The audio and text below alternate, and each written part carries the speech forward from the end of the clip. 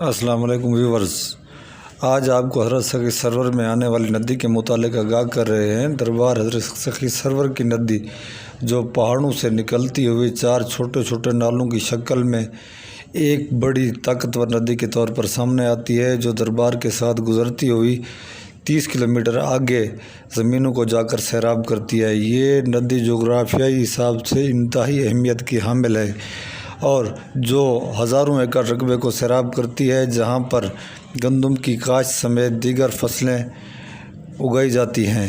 آپ کو دکھا رہے ہیں حضرت سخی سرور سید احمد سلطان کی ندی، اور یہ انتہائی قدیم ندی ہے جسے ہزاروں سال ہو گئے۔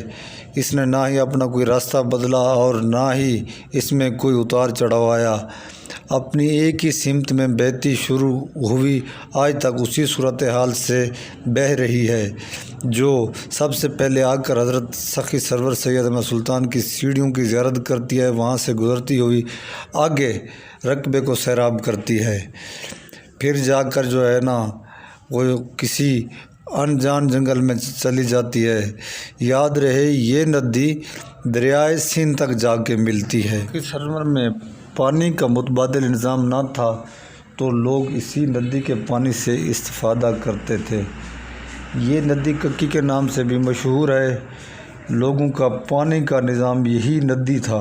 تاریخ میں یہ راستہ جنگجو علاقوں میں جاتا تھا اور یہاں سے جنگجو دستے افغانستان سے آتے یا یہاں بر صغیر سے جاتے، یہ انہی لوگوں کا یہ راستہ تھا جو یہاں سے ان کی گزرگاہ تھی۔ تو ہر سال پرانا کنواں بھی اس ندی میں موجود ہے جو بن کو توڑ کر بنایا گیا تھا۔ وہاں ان کی ایک چوکی تھی، جو جنگجو دستے تھے، جیسے چیک پوسٹ ہوتی ہے، آنے جانے والے لوگوں کی چیکنگ ہوتی تھی۔ تو وہ کنواں بھی آپ کو دکھائیں گے اور اس کی تاریخ سے بھی آپ کو مکمل طور پر